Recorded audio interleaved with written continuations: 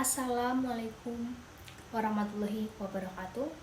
Perkenalkan, nama saya Tara Feninda dengan NIM 2207051014. Di sini saya akan menjelaskan beberapa materi atau poin-poin terkait sistem informasi manajemen. Langsung saja kita bahas atau masuk ke poin pertama, yaitu fitur organisasi mana yang perlu diketahui manajer untuk membangun dan menggunakan sistem informasi dengan sukses? Saya akan menjawab poin pertama. Semua organisasi modern bersifat hierarkis, terspesialisasi, dan tidak memihak, dan juga menggunakan rutinitas eksplisit untuk memaksimalkan efisiensi. Semua organisasi memiliki budaya dan politik sendiri yang timbul dari perbedaan kelompok kepentingan dan mereka dipengaruhi oleh lingkungan sekitarnya. Organisasi berbeda dalam bentuk tujuan, kelompok yang dilayani, peran sosial, dan gaya kepemimpinan, insentif, jenis tugas yang dilakukan, dan jenis struktur. Fitur-fitur ini membantu menjelaskan perbedaan dalam menggunakan sistem informasi oleh organisasi, sistem informasi dan organisasi di mana mereka digunakan untuk berinteraksi dengan dan mempengaruhi secara satu sama lain. Nah, masuk ke poin kedua, saya akan membacakan poin kedua dan akan menjawabnya. Apa peran fungsi sistem informasi dalam bisnis? Jawabannya, Departemen Sistem Informasi adalah unit organisasi formal yang bertanggung jawab atas layanan teknologi informasi dan bertanggung jawab untuk memelihara perangkat keras, perangkat lunak, penyimpanan data, dan jaringan yang terdiri dari infrastruktur TI perusahaan.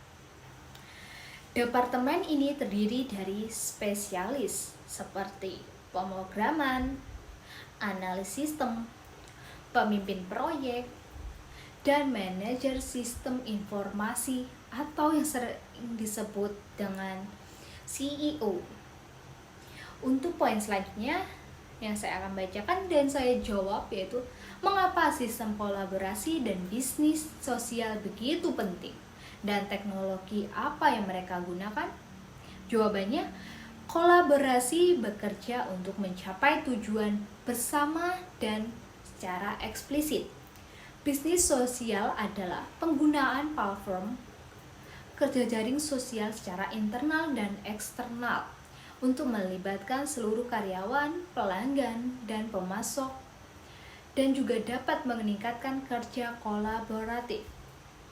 Kolaborasi dan bisnis sosial telah menjadi semakin penting dalam bisnis karena globalisasi, desentralisasi, pengambilan keputusan, dan pertumbuhan pekerjaan di mana interaksi merupakan aktivitas penambah nilai paling utama. Kolaborasi dan juga bisnis sosial meningkatkan inovasi, produktivitas, kualitas, dan layanan pelanggan.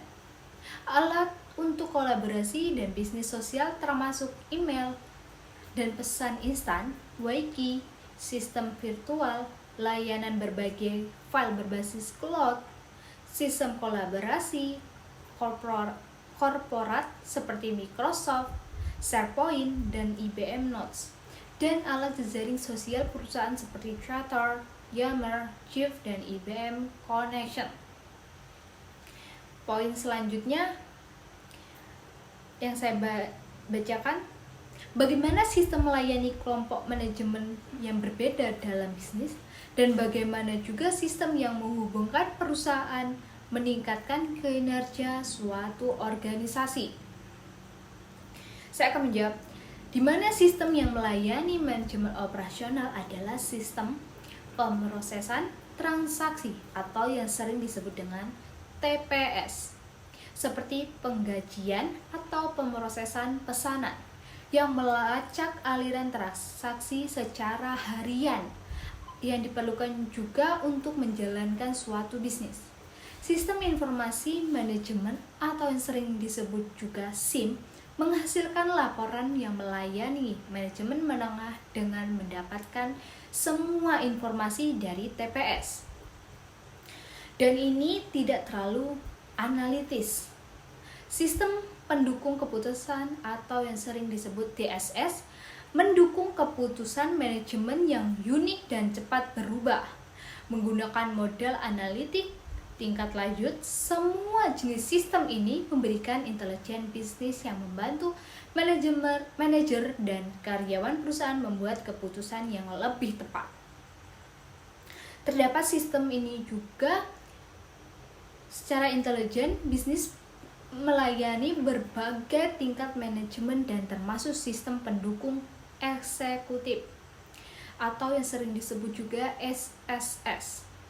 Untuk manajemen senior yang menyediakan data dalam bentuk grafik, bagan, dan dashboard yang dikirimkan melalui portal menggunakan banyak sumber informasi secara internal dan eksternal.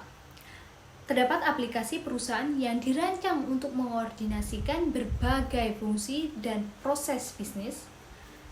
Terdapat sistem perusahaan yang mengintegrasikan proses bisnis internal utama perusahaan ke dalam suatu sistem perangkat lunak tunggal untuk meningkatkan koordinasi dan pengambilan keputusan yang baik.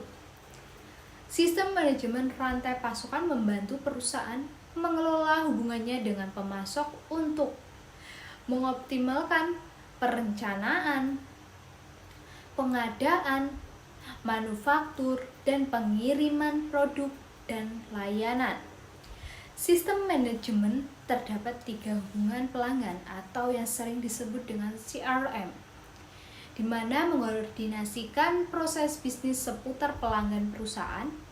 Sistem manajemen pengetahuan memungkinkan suatu perusahaan untuk mengoptimalkan penciptaan, berbagi, dan distribusi pengetahuan. Terdapat juga intranet dan jaringan ekstra. Adalah suatu jaringan perusahaan swasta yang berdasarkan teknologi internet yang mengumpulkan suatu informasi dari sistem yang berbeda-beda, membuat sebagian intranet perusahaan swasta.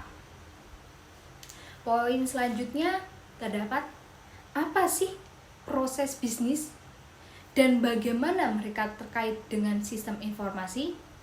Saya akan menjelaskan jawaban dari pertanyaan tersebut, di mana suatu proses bisnis adalah serangkaian aktivitas yang terkait dengan atau secara logis yang menentukan bagaimana tugas bisnis tertentu dilakukan, dan ini mewakili cara unik di mana organisasi mengkoordinasikan pekerjaan, informasi, dan pengetahuan. Manajer perlu memperhatikan proses bisnis karena menentukan seberapa baik organisasi dapat menjalankan bisnisnya, dan mereka dapat menjadi sumber keuntungan strategis. Ada pula proses bisnis khusus untuk masing-masing fungsi bisnis utama, tetapi banyak proses bisnis yang bersifat lintas fungsi. Sistem informasi mengotomatisasi bagian dari proses bisnis, dan mereka dapat membantu organisasi mendesain ulang dan merampingkan proses Dan ini penjelasan poin terakhir atau pertanyaan paling terakhir. Disiplin akademi apa yang digunakan untuk mempelajari sistem informasi dan bagaimana masing-masing berkontribusi pada pemahaman sistem informasi? Jawabannya, atau menurut saya, studi tentang sistem informasi berkaitan dengan isu-isu dan wawasan yang dikontribusikan dari disiplin teknis dan perilaku. Disiplin yang berkontribusi pada pendekatan teknis yang berfokus pada model formal dan kemampuan sistem adalah ilmu komputer, ilmu manajemen, dan riset operasional. Disiplin yang berkontribusi pada pendekatan perilaku yang berfokus pada desain, implementasi, manajemen, dan dampak bisnis dari sistem adalah psikologi, sosiologi, dan ekonomi.